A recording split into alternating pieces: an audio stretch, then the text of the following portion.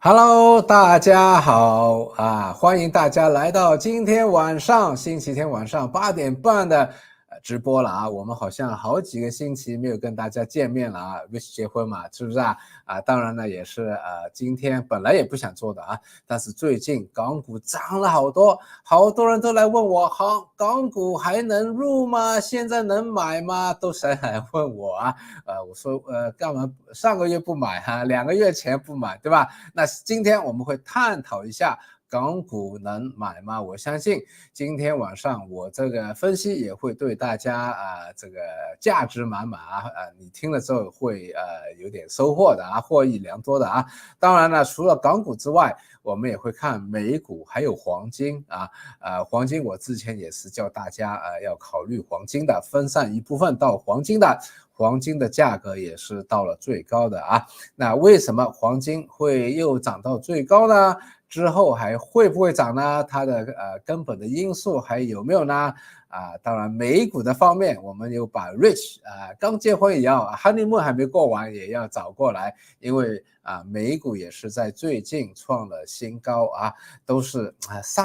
我们叫大家3个不同的地方分布资产的都是创了新高啊，所以不知道大家有没有赚到钱？好消息啊！如果有的话，可以分享一下你的好消息，让我们也帮你一起开心一下啊。那今天呢，我们也是准备了好多的内容可能时间也是有限，每一次好像我们欢聚的时间都是很短，不够讲啊，所以呢，大家 A、B、C、D 到底对哪一些有兴趣、感兴趣的，可以来个投票。那我们看到大家想知道多一点的就讲多一点，好吧？包括大家如果想听 Rich 的这个 C、D 多一点的话可以让他讲多一点，好吧？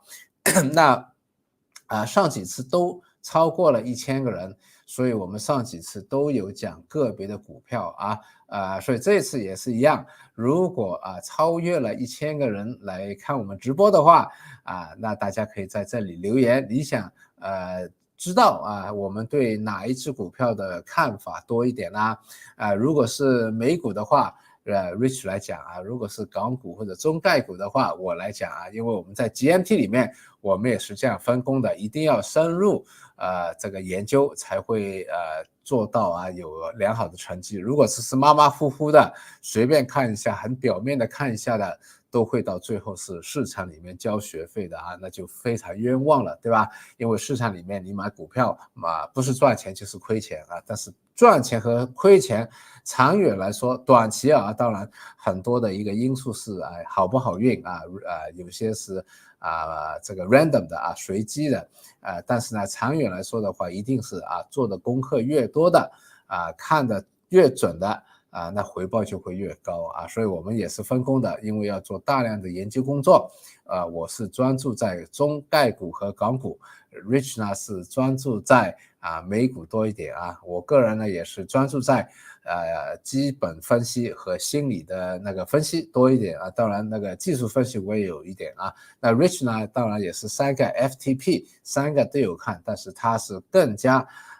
这个钻研技术分析多一点，所以我们2个已经有不同的强处了，也是希望我们配在一起的话，能够为您带来最完整的、最全面、最深入的一些研究分析一些建议等等或者是见地 insight OK Rich 有没有什么补充OK， 那我们先看一下下一章吧。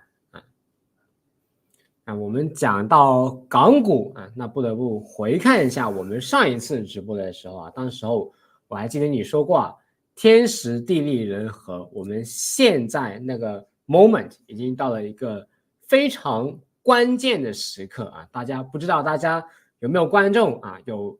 陆续的 follow 我们的直播不知道你上一次的直播有没有听到气泡泡的这一句话如果有的话呢，也可以写在留言区里面那我们一起见证奇葩法的这个所谓的一番话那其实当时候你有讲中了那虽然如此这2个星期港股从18000又涨到19000多接近2万点了那我们问一下你现在的港股又有什么看法呢？我们看看想知道港股的人多不多如果那个好像蛮多的啊。好，那我事不宜迟啊，大家这么想听港股的话，那我就来讲多一点啊。下一章，那港股呢，其实今年啊，都是全世界这么多的股票市场里面是表现最好的。这个难以相信啊！在1月份的时候，大家都是很悲观，要珍惜生命啦，远离港股啦。一讲到港股，就是哎呀，不要跟我讲了，对不对？连香港人都不敢讲港股。我还记得当时候在公开场合讲港股，下面留言骂我的人是多的不得了，多的非常的像仇恨要来这个放火杀我了这样的啊，所以当时港股是悲观到这么样的层面啊，所以当时呢我在公开场合都不敢讲了啊，在 GMT 里面我就是大胆的讲了啊，我大胆的指出了几个原因，第一个是市场是绝对悲观了 ，psychology FTP 的 P psychology 心理上是绝对悲观了。那我其中一个老师Templeton 邓普顿有说过，市场绝对悲观的时候，最绝望的时候就是买股票最好的时候啊。这句话就是我当时经常提醒我们自己，包括 GMT 的同学。那 Technical 当时我也分析到严重的超卖了啊！之前人家觉得港股不好了，港股不好了，其实Technical 没有到超卖的阶段，而当时已经跌到了 RSI 27了，对吧？还有 Fundamentals 啊，那 Fundamentals 基本上一定有它香港的经济啦，中国大陆的经济啦不好的地方啊，现在有改善了啊，而当时是有点不好的，但是呢，另外一方面，它的估值股价是跌了。超过了那个经济不好的因素了，所以当时我也是分析了这些不同的因素啊，所以最近昨天早上我们的 YouTube 有一个视频是把我们当时2课的 GMT 里面抽取了有关宏观经济的部分啊，我们的 GMT 里面有学习的我们有致富股票的学习，我们有个别的研究的工作这个个别股票的研究的工作也有一部分是讲宏观经济整个大势走势的，因为选股部曲第一步是牛熊周期，是看整个股票市场的周期的。当时我有分析了美股在哪个阶段， A 股在哪一个阶段，港股在哪一个阶段无论是股票市场或者是经济在哪一个阶段因为我们知道周期循环有不同的周期循环的，所以我们都有分资金在哪里，信贷的周期在哪里，股票市场的周期在哪里，情绪的周期在哪里所以有些人说哎呀你马后炮了，现在涨了，对不对？其实我们就是公开给大家看，背后是有一套道理的而我们这个工作人员是花了好多的时间把它抽取出来，而且还要加了一点后期的制作这个给那个动画这个画面好看一点要不然就一般来说就是娱乐成分高一点，精彩一点，让大家可以不打瞌睡虽然我的课程应该都是内容满满，价值满满的，对吧？那为什么花了这么多的心血把这个内部的收费的内容免费的公开呢？其实还是希望大家我们看到股票市场涨，不是说随便讲马后炮，事后诸葛亮是有一套系统在背后的有了这套系统之后，你可以逐步的，股票市场不是赌博的，不是碰运气赌博的，也不是听消息的而是有系统的去分析的所以我希望大家看了这个 YouTube 的视频的话，真正能够拿到我们想带给大家的信息不知道大家有没有看了没有看的话，可以之后马上去看一下这个直播之后如果有看过的话，也可以在留言区写一下你看了之后你觉得你学到了什么。我们觉得学到什么是更重要的而不是说哎呀谁赚了很多钱了我没赚了，心里酸酸的啦 FOMO 啦这些都不是应该最好的情绪，而是学到了什么，对吧？所以大家欢迎留言，你看了我们花了这么多心血把内部的收费的内容公开给大家看的话大家拿到了什么东西OK 那好了，我们回到了港股今年涨了这么多了，股票变成了全世界最好的一个股票市场了如果是用1月底从我们这个那两个 GMT 的19号和26号的时间点来算的话，到今天是反弹了32%啊。当然，这个是恒生指数，我们看的啊，我们都说了，恒生指数里面我们不买指数 ETF， 我们要精挑细选，要跑赢大势的啊。大家也知道啊，我个人是非常看好美团的，对吧？美团整整来说，当时大约是65块，最低是到过62块，今天是最高到过128啊，28，好像现在是125啊，那接近是涨了1倍了啊，所以是我们是跑赢整体的港股的啊。那当然除了美团之外，大家也知道我是富途的大好友啊，这个也看富途的，富途也从当时的50块左右涨到现在大约是80多块，也涨了60几个%，对吧？所以呢，我们 GMT 的同学啊，他们的那个回报要比我好啊，因为他们就买了我最看好的2个，对吧？我是比较分散一点，因为我都有告诉大家，我有1/3在美股，有1/3在黄金，有1/3在这个港股啊，所以分散了之后，这个还是跑赢大势啊。我个人大约是30%左右的一个回报啊，跑输给恒生指数的那个一点点。为什么？就是因为有美股了啊。现在反而是美股拖累了我的一个回报啊。那好了，那到了现在啊，我们向前看的话，港股还能涨吗？这是一个关键的问题啊。所以呢，我从今天啊，当然我们 GMT 里面有不同的分析啊。那我今天在这个公开的直播里面，我做一点 GMT 里面没有讲过的，对吧？要重复的话 ，GMT 的收费的那些付费会员会来骂我啊，所以我来讲一个 GMT 里面没有讲过的啊。所以 GMT 的同学如果你在的话，也可以得到一些额外的价值啊。我们来比较一下这一次反弹和上一次反弹两个有没有相似的之处这个共同点有没有不同点，然后来推测一下这一次还能涨吗？好不好？那上一次呢，是在2022年的10月底我记得呢，胡锦涛被请出去的时候，哇，那个时候港股是跌得不得了啊，后来一下子涨到了农历新年前后。涨的是超买的不得了啊！如果大家看这张图下面那个指标叫 RSI 相对的强势 Relative Strength Index 的指数 ，OK， 它代表什么呢？如果是超越了70，就是代表市场短期内是超买了，买的人买过头了太兴奋了，买过头了不代表它会马上跌特别是如果它是在牛一的时候它不会马上跌。OK， 所以不要一看RSI 70了就要卖，牛二的时候可能是要这样的，但是牛一的时候因为之前的熊市熊三的时候牛一之前是熊三，也是跌过头的所以我们看到2022年的10月份的时候RSI 是严重的低过30，而且是低了好几次，所以当它反弹的时候，也是反弹到了 RSI 超过了70，而且是完全超越的所以这一次我们也看到港股现在的 RSI 也是超过了70，而且是严重的超过了一段时间了所以很多人不懂RSI 到70了是不是要卖了？你卖早了就错过了难得的牛一这么大的一个牛市所以千万不要错过机会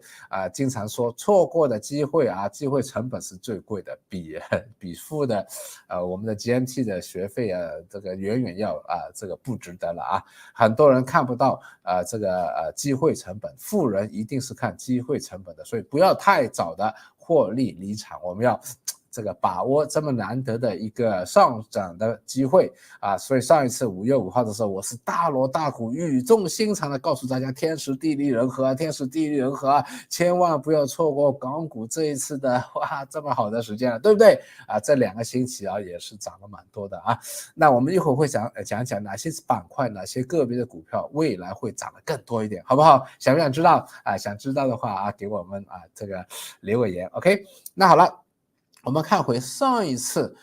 牛一的时候，就2022年年底和2023年年初的时候，当时涨的是从14000点涨到了23000点，大约是涨了9000点9000点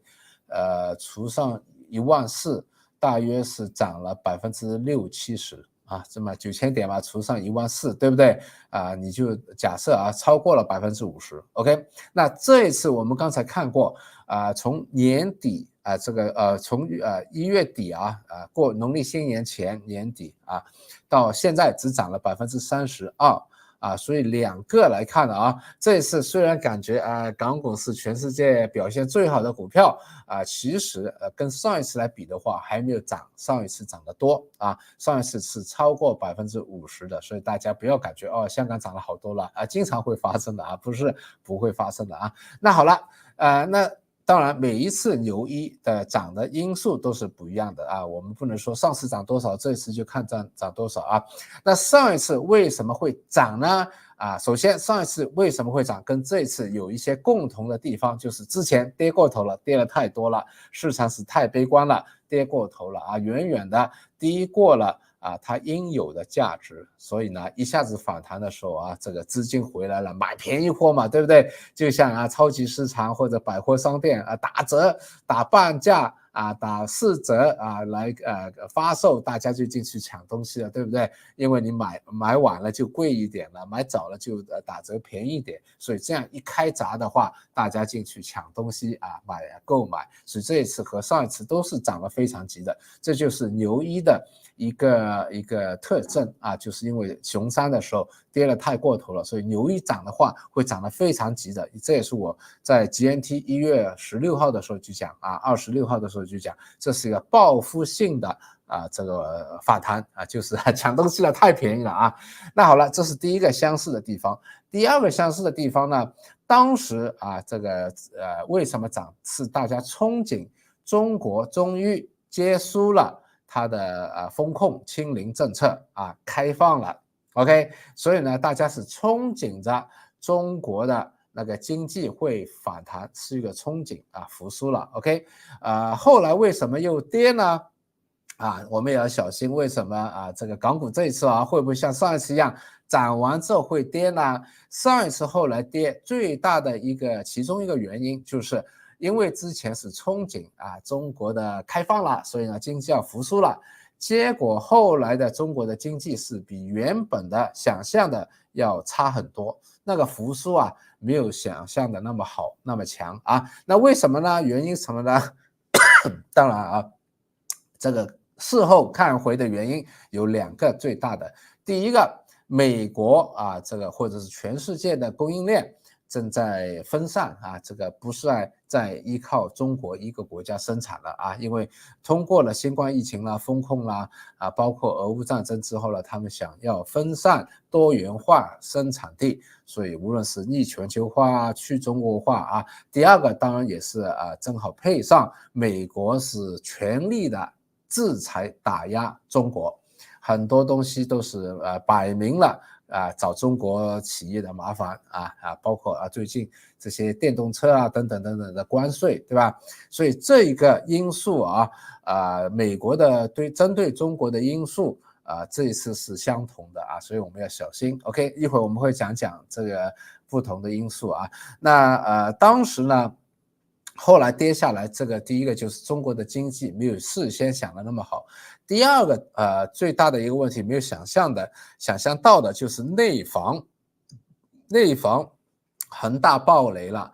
碧桂园也停牌了很多的楼开始这个停滞了就是这个保供楼嘛，他们的建筑什么都停止了那些内房债券有些是不少的爆雷了出现了那为什么这个到2023年才出现呢？因为之前新冠疫情整整好多东西都打乱了，所以呢这个问题是延后了本来应该爆发的是后来才爆发，这个因为新冠疫情什么都是暂停了 pause 暂停了，到了后来发生了人家去法院告你啦，要追钱啦等等等等啦所以2023年中国的内房是继续的往下跌，是更差更惨人家本来想象这个新冠疫情过去了，内房是不是要涨了那我之前也在视频里面不同的 YouTube 视频里面也讲过，房地产的那个惰性很大那个 momentum所以有一个很大的这个滞后的效应。所以不是说马上经济一好，房地产的价格就会好，它会延续，要跌的话会延续继续跌，要涨的话会继续涨所以这个 momentum 这个动量 inertia 会很足所以这2个因素呢，使到后来这个港股不是太好再加上第3个因素，美国在这一段时间还在不断的加利息，那美国加了利息，美元强劲使到在香港的这个收人民币赚人民币的中概股，他们的那个盈利折算到港股的港元或者是中概股美元都会相对是少了一点所以在美元强劲的情况下，港股和中概股是又在往下跌了。这3个原因使到上一次涨了60%的港股，结果就往下跌了跌到了今年的1月份的时候，又差不多回到了2022年的10月份了但是呢，虽然没有2022年的10月份低，但大家记得2022年的10月份，中国还在封控清零那个还有很多的商业活动是完全停止的香港也没有重新开放是这个基本因素是真的改变了所以这一次上涨的话，我个人觉得第一个上一次涨了比现在还要多，所以这一次应该还没有涨完 OK。 第二个呢之前那个使到港股下跌的3个原因当中那个美国加息现在应该已经加到顶了这是第一点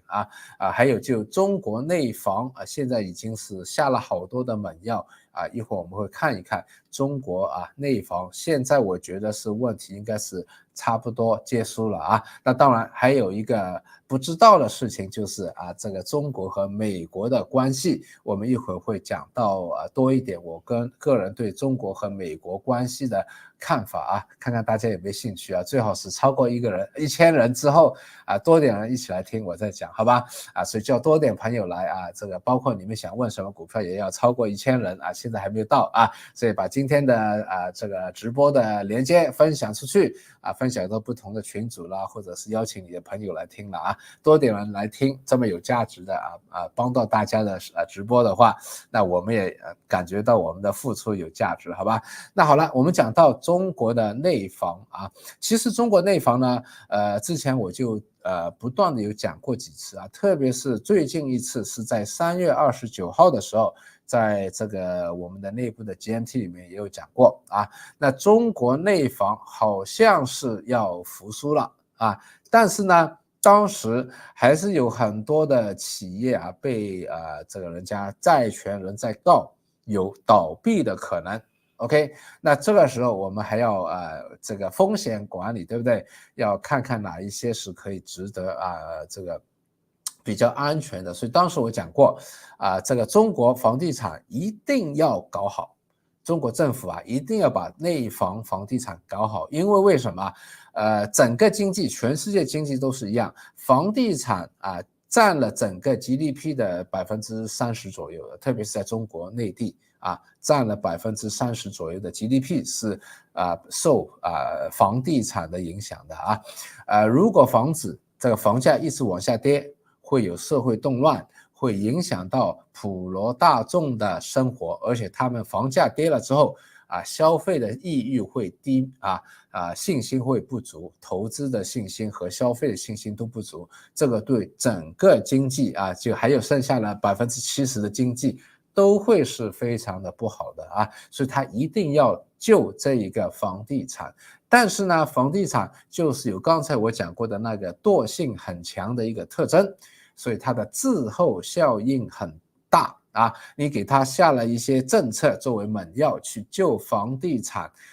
涨的时候你下了限购了、限贷啦、什么啦，3道红线了，对吧？也是继续涨，因为它有个这个 momentum这个那个惯性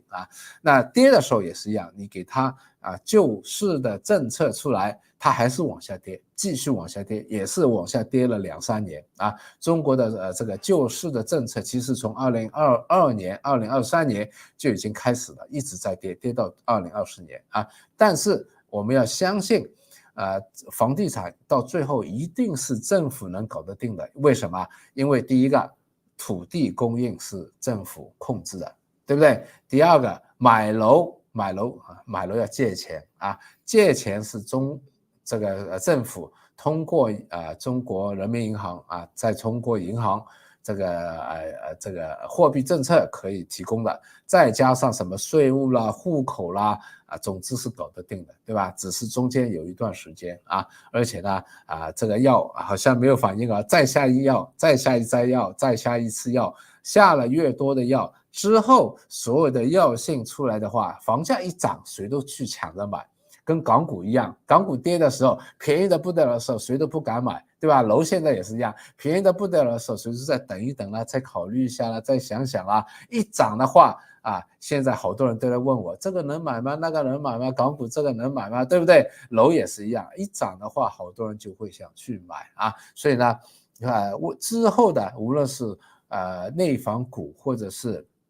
那一个房子也是一样会反弹的很快而且我个人我经常也说另外一点股价是领先房价3到6个月的那我们最近看到最近这1个月中国内房股的股价也是涨了好多，之前也是跌了好多，跌了太多了那最近也是涨了好多，什么世茂啦、融创啦，包括就算这个稳健一点的越秀也是涨了好多了中国海外也是涨了好多了，差不多所有的中国的内房股都是涨了好多了，除了碧桂园停牌之外，其他都是涨了好多了所以我个人觉得还有一点就是中国利好的房地产利好的政策还没有完全出完 ，OK， 所以每一次出来这个股价会反弹一下，每一次出来股价会反弹20%-30%现在都是涨了20%-30%这样涨的。那如果它继续以后有利好的政策出台的话，那这些内房股也有可能会继续涨上去，对不对？当然也有风险如果这个楼市救不活或者又有什么这个倒闭的消息出来了，那现在已经涨了不少了这些股价有可能又会跌一下所以风险也是蛮大的但是我个人觉得港股利好的未来利好的消息也是不少的尤其是其中一个是内房，我觉得还是有一些未来的一些看头的那能不能通过内房，还有一些包括最近也有一些电子商务的公司公布了业绩这些电子商务的业绩还算不错其实不是太好我个人觉得可以更好的，但是也是因为之前是想象了太差了或者是这个股价太低迷了，连阿里巴巴都涨了不少，对吧？我经常说有很多公司比阿里巴巴好，但是连阿里巴巴都涨了不少所以看到欧美这些资金机构投资者，他们没有我看的那么仔细了，对吧？作为一个外国人的资金他们能买的就是阿里巴巴啦、京东啦所以最近我们也看到很多的欧美投资者都是在阿里巴巴啦、京东啦买了不少所以我们也看到这2只公司的股价也是反弹了蛮多的，好吧 ？OK， 那讲完了这个之后呢，我还是觉得现在的好消息就是，就算港股涨了30%了当然最好是1月份来买了，对不对？1月份你们在 GMT 里面的话这个现在已经是赚了不少钱了。我最近看到有些同学都来告诉我好多都是比我赚了多60%啦、70%的回报那现在虽然是涨了不少了但是呢坏消息就是不能随便买了，随便买的话有可能会回调的如果要回调的话，那涨多少它就有这个回调的空间，跌回这么多跌到1月底了，又觉得是抄底的一个价格了，对不对？但是从现在跌到1月份那个价格的话，也有30%左右的一个空间可以跌所以这个风险是有的。但是呢现在的好消息是什么呢？如果大家看这张图的话右面这张图的话，现在第一个港股因为之前是跌了太便宜了所以现在还是涨了之后，虽然没有以前太便宜了，还是便宜的啊，特别是你要跟就算跟日股来比，跟美股比，跟 A 股比，港股还是便宜的啊，所以这是第一点。第二点呢，你看这张图的话，现在之前我们讲的时候是港股是在绝望的爆破阶段的绝望的阶段啊，后来呢，我大锣大鼓说现在大户在买了，在隐身阶段。因为他们买的话，我们是看不到的，只会看到坏消息。因为大户在买聪明钱在买的时候，一定是最多坏消息的时候，对吧？所以不断看到坏消息，这个时候我们其实在慢慢的，我们也在买。我们既然说我们也是聪明钱啊，好了，到后来你看到了现在那些 Michael Burry 大空头的那一个基金也买了阿里巴巴啦、京东啦好多其他的也在开始买阿里巴巴或者中概股了等等，对吧？那现在媒体开始报道了很多的散户开始感兴趣，开始问中概股了，开始问港股了，对吧？所以呢，现在我们看到是media attention 这个传媒开始留意到了，还有 enthusiasm 散户开始大众开始这个感兴趣了，开始非常有热情了，对吧？所以好消息就是虽然它已经是涨了一点了，没有以前那么便宜了，但是你看之后的那一个涨幅那幅图的泄度，对吧？前一阵子是需要很大的耐心，好像买了都不涨，买了还不涨，买了还不涨，对吧？到后面是开始越涨越快了，越涨越快了那大家记得一点，就是涨的股票越多人想买跌的时候谁都不想买，再等等啦，珍惜生命啦，远离港股啦。涨的时候还能买吗？现在可以买吗？能不能买吗？又涨了快点买，快点买所以这是人性对吧？所以呢，更多的人会有 fear of missing out FOMO 怕买不到了这个时候冲进来的话，后面可以涨的是更快但是有一个非常非常重要的考虑因素我看看现在等，我看到现在呢已经超过了1000人那你刚才说的就把这个最重要的，但是这个坏消息的这个环节我们就留到最后讲了，好不好？你先喝一杯茶好不好？Rich 等了好久了，一直没机会讲你刚才讲了快半个小时了呀，那你现在不如休息一下 OK 那现在呢我们请 Rich 来讲讲，看一下其他的，因为我也看到其他的同学也对其他的话题包括B C D 也是有兴趣的，那不如我们现在呢就马上来看一下一些其他的话题我看到有人说等着呢没错，那记得留到最后那其实我们回顾一下这个应该是上个月底的时候上个时候呢你有说过当时候呢是面对着一个很不明朗的因素未来呢是很不明朗的，但是你也说过一定要分散投资，那当时你也说过30%的资金放在黄金，30%美股，40%是港股那我们现在来看一下美股现在又创了新高了，港股现在涨得噼里啪啦，涨到了接近2万点而现在我们再来看黄金呢，也是接近历史新高七发百真的很厉害那现在呢其实这个风险呢依然是存在的那这个坏消息我们就留到最后才讲那但是现在呢也依然是最好的时机来学习怎么投资那其实有更好的时机就是上个月前或者是1月份是最好的时机那你们如果错过了那非常可惜，但好消息就是现在依然是最好的时机来学习，好不好那我们接下来呢就听美股了来讲一下一些其他的同学有兴趣的部分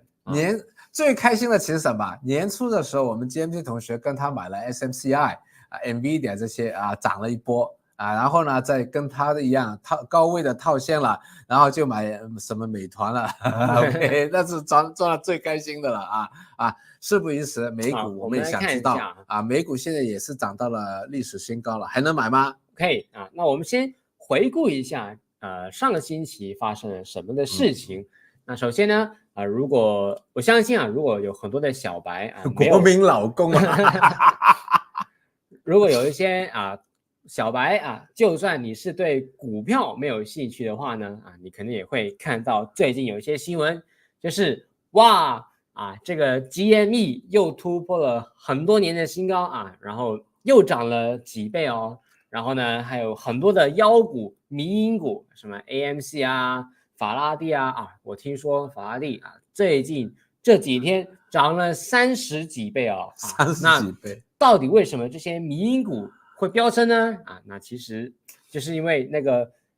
几年前发起了这个 GME Short Squeeze 的那个发起人，他只是在他的那个Twitter 现在叫 X。就发了一张图表这样发了一张图表，人家以为他又要行动了，然后呢，就那些 Reddit 的散户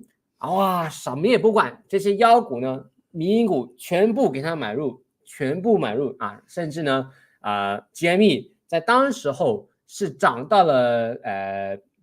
那个叫什么停盘然后呢，在开盘之后又涨上去就。这一次的 short squeeze 是扎实了很多的基金经理或者是做空这个股票的人那其实这些迷因股是飙升了这么多那其实是代表什么呢？或者是我们是不玩这些迷因股的但是这些信号出现可以给我们带来什么启示呢？就是现在我们又看到。整个美股的情绪又重新的回到一个很乐观的情况那如果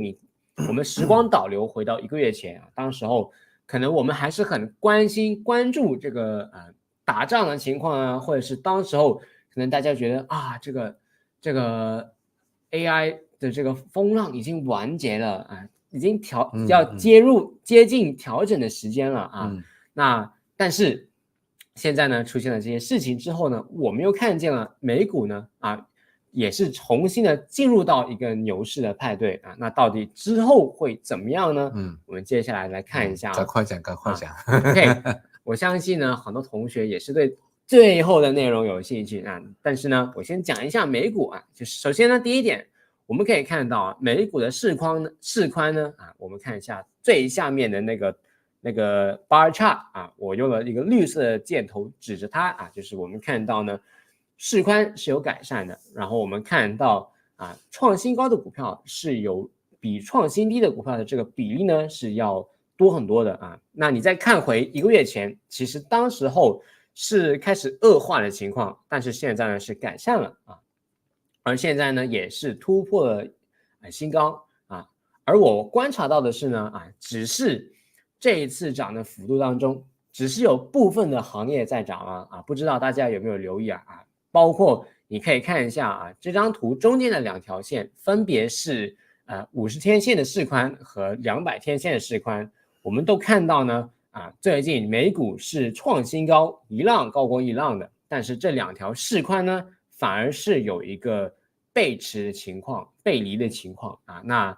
当中我们观察到的就是在这一次的涨幅当中呢，如果你的资金不是放在一些重点的行业当中呢你可能是错失了这一次的涨幅那到底有什么行业呢其实我们在 GMT 里面也是有跟大家详细的讲过当然在我们的 YouTube 里面也有讲过，你看一下像是 NVIDIA 的那些板块和一些姐妹股当中我也说过几只股票，包括 MU， 然后呢也包括了 VRT你可以看到最近它是比大市尤其是 VRT 它是比大市更早一步的创新高，也可以看到呢它是相对来说最强势的那一批股票那我们再来看一下下一张。那其实呢下个星期我们其实有很多的点要关注，那除了那个鲍威尔他的演讲也是可能会对股市有影响之外呢，其实下一个星期我觉得另外一个非常关键的点呢，就是我们关注的一个很重要的龙头股，也是一个 leader stock， 就是 NVIDIA 它在星期三盘后会出一个业绩报告那为什么这个股票这么关注呢？这么值得关注呢？因为它是上一次这个牛市涨这么多的一个很关键的点，就是它也是代表了整个 AI 的板块的一个领导股。那所以如果下一次这个业绩报告出来之后 ，NVIDIA 的业绩报告是高过预期的话也不光是它自己涨，整个板块都会涨，很有可能整个板块也会一起轮动，一起去涨到时候可能不只是 NVIDIA 可能还有什么 SMCI 什么VRT或者是有其他的股票也会跟着一起涨但是如果 NVIDIA 是低过预期或者是这个投资者认为它的这个业绩报告不满意的话那可能 NVIDIA 又会有一次下跌然后呢也会引导着它的这些 AI 或者是半导体的同行的股票又一次会受到这个调整或者是下跌很多那所以下个星期的关键呢就是这2点 OK。 但是呢其实我们每一次这些公司出业绩报告的时候呢，我都会在 GMT 里面会非常详细的跟大家去研究和分享 NVIDIA 的业绩报告到底有什么很值得我们关注的点那让你有一个更有清晰度，到底这个时候应不应该投资呢到底这个时候NVIDIA 值得买吗那我相信这个肯定是很多同学或者是观众。其实我问一下，你做 NVIDIA 的业绩报告或者业绩分析，不要说报告了，业绩分析的话要用多少时间？我现在是比较快一点的，因为我是已经追踪了它可能2-3个季度那我现在的话可能也是需要用1天的时间吧但之前的话之前我第一次看的话尤其是我要看它的那些行内的一些专业用词的话，我可能是需要更多的时间去消化它所以这个也是有相当的难度的。对，所以我们也说了做一个负责任的一个研究报告的话，真的花的时间是，他现在看了这么多次的新的业绩报告出来，也要看一整天所以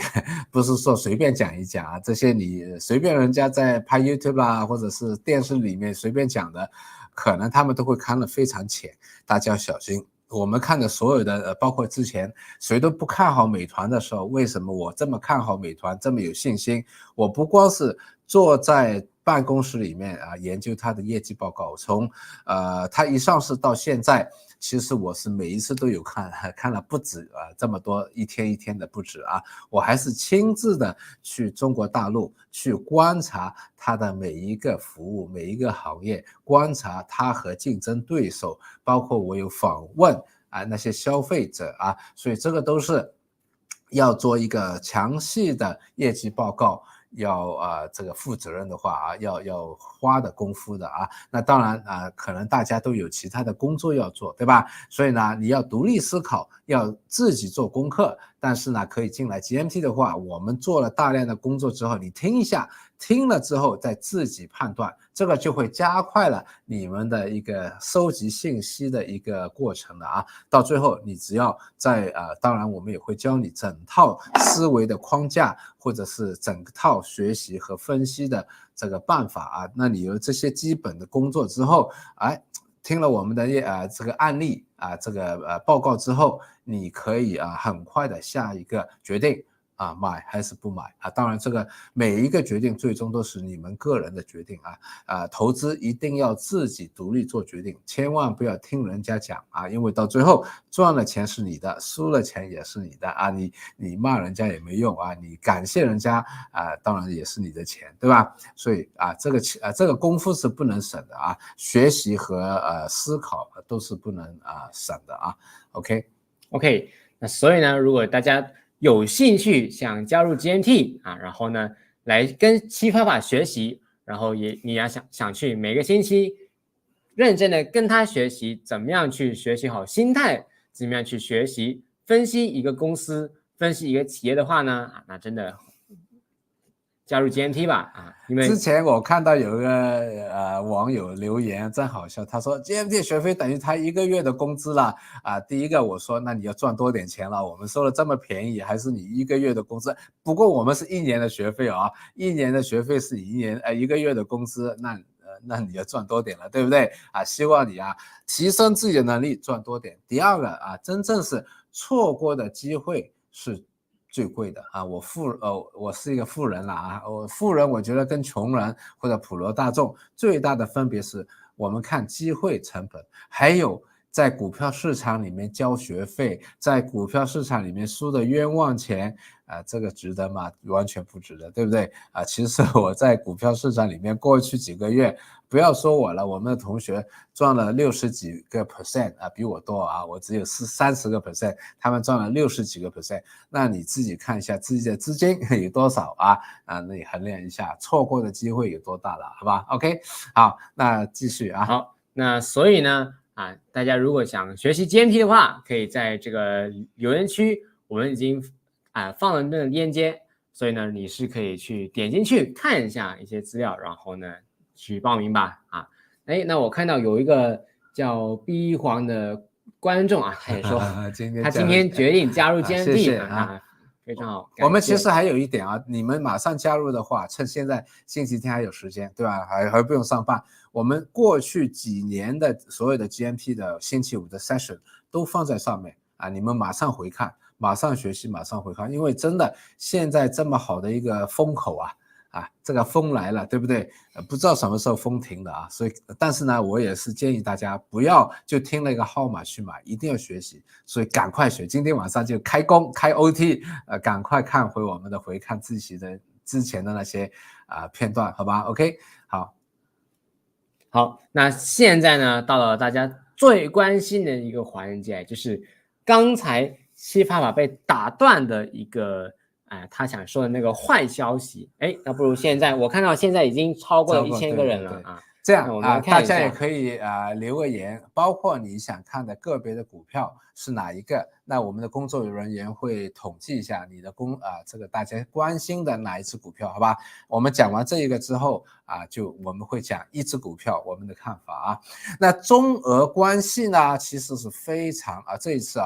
他们出了一个联合声明，我觉得这个对世界的那个震撼力这个 impact 这个影响力会是非常的深远的，而且我个人觉得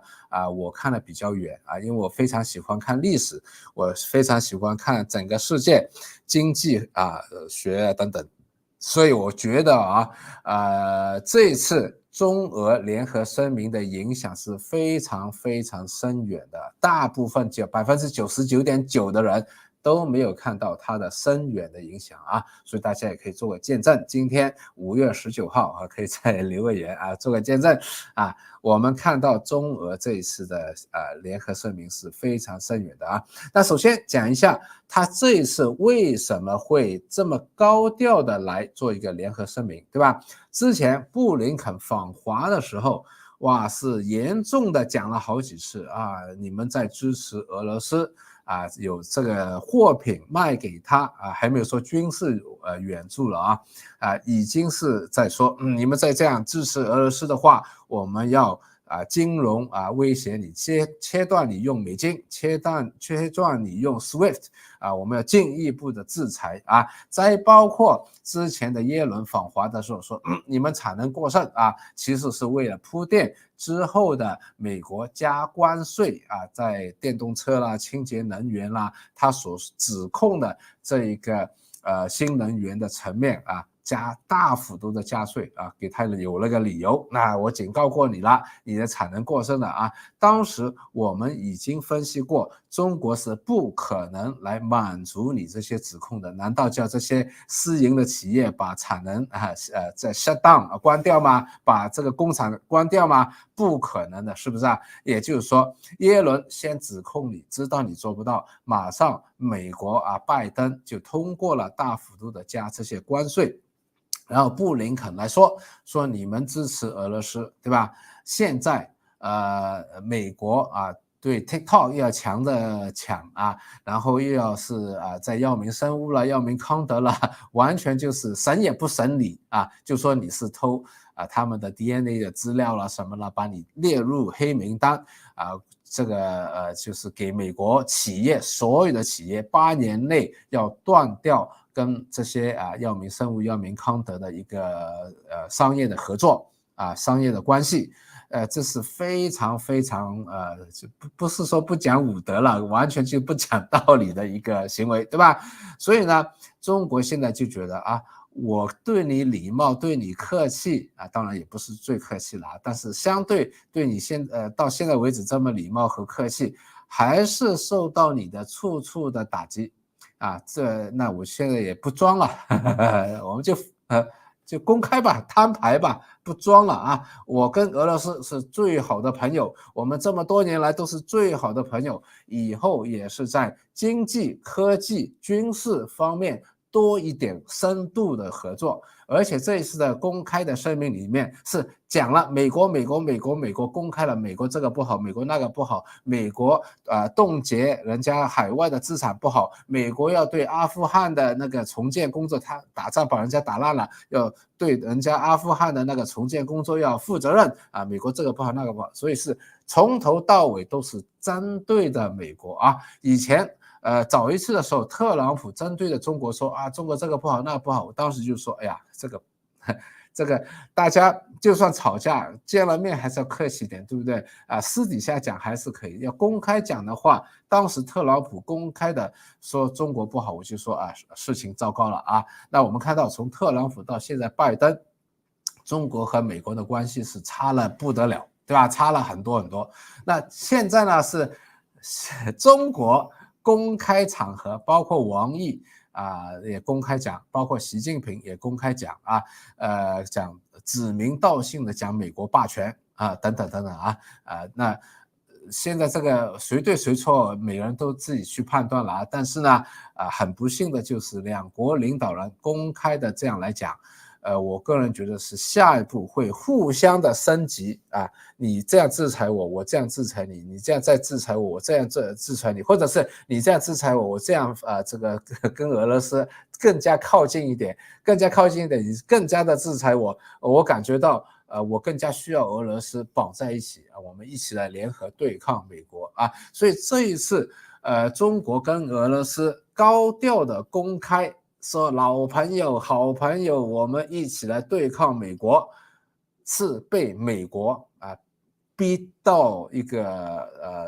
那个穷路里面的人家说不要把那只狗憋到那个穷的地方穷够寇莫追，对不对？就是要给人家一条生路，但是好像美国我这个unfortunately 很不幸就是处处没有留一手，所以中国到现在说我也不跟你装了，我们就摊牌吧，反正也是做好最坏的打算了好了，那除了这个呢，台湾也有新的领导人了，对不对台湾新的领导人呢这里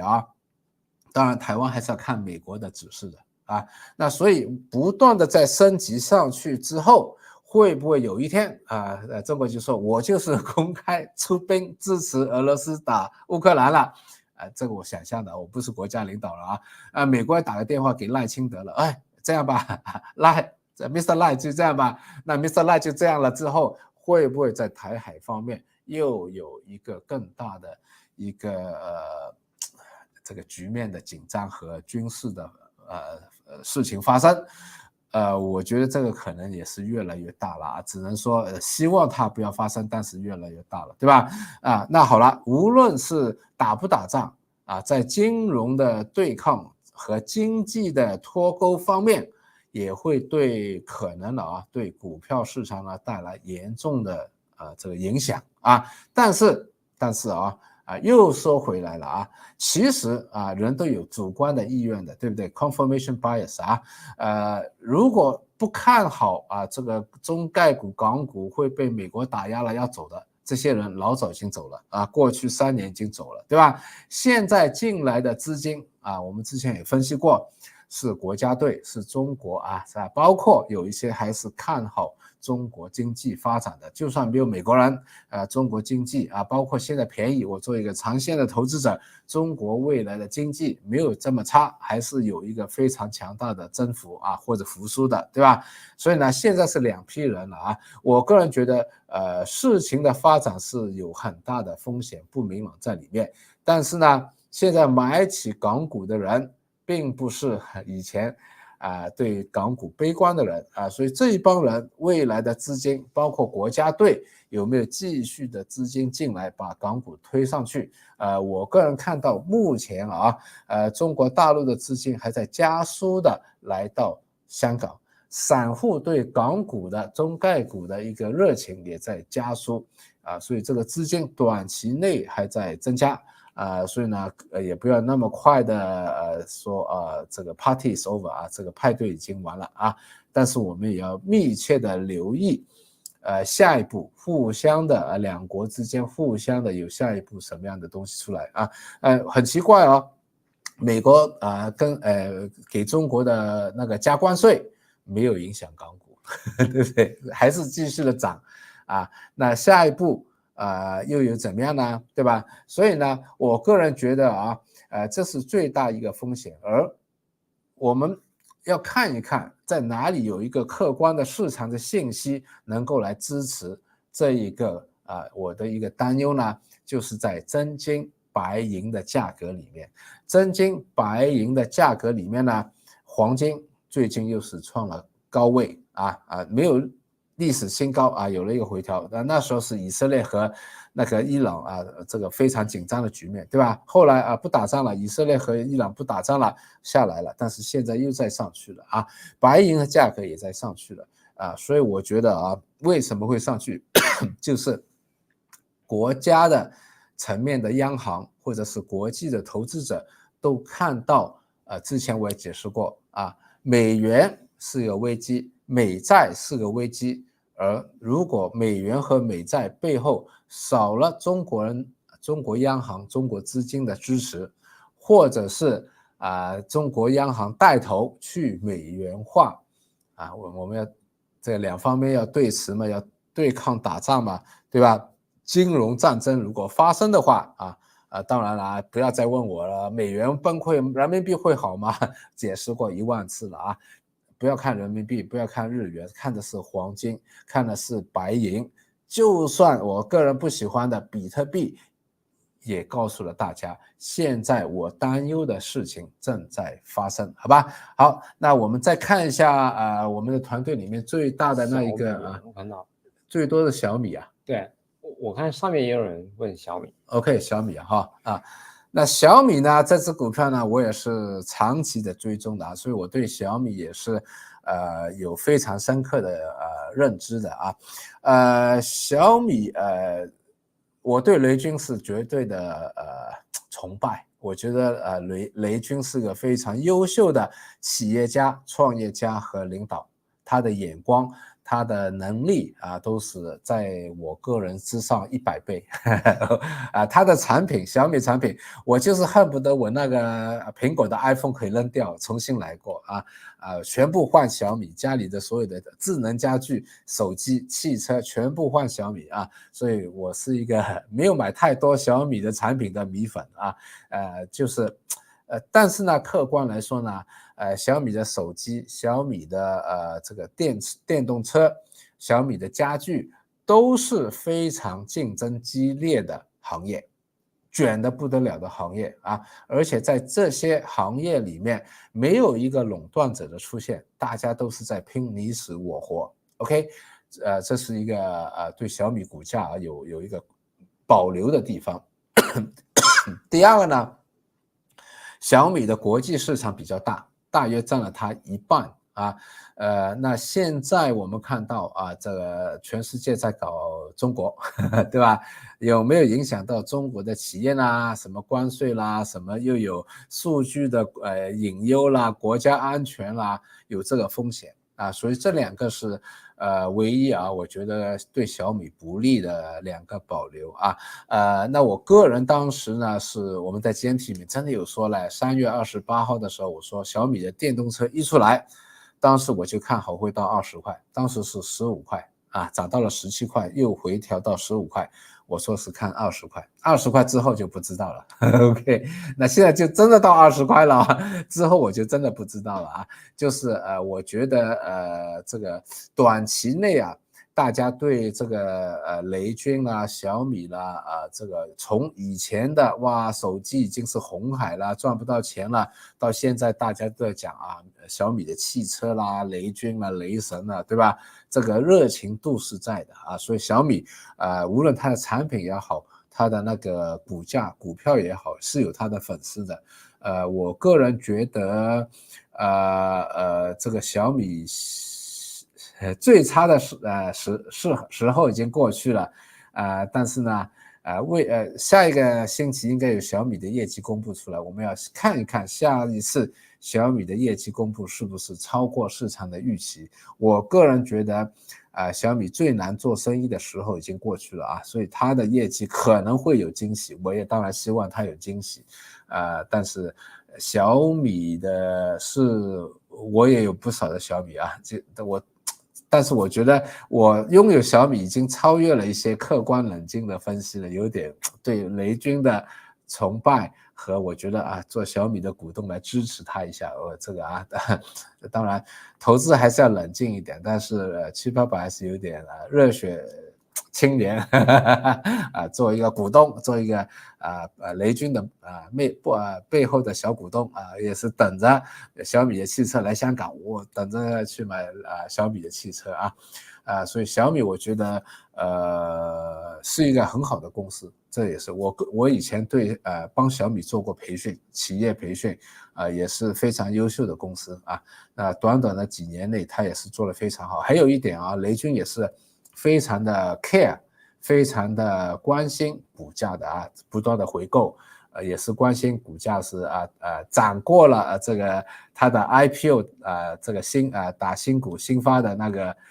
上市的那个价格了，他就开心了，跌过了他就感觉到好像有点对不起股民了所以这个我觉得都是很难得的，好吧？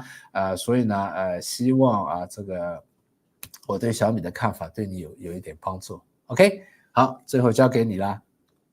最后那最后呢，最后的机会就是，如果你还没有加入 GMT 的话那就加入吧因为我们最后的讨论就是我们 GMT 将会在6月停止收新生那如果你不想错过，就像刚才788说的，不想错过这个机会成本的话那就赶快加入吧。 OK， 好，那我们下次再见啦，拜拜！把今天的视频分享出去直播分享出去我们下次再见，拜拜。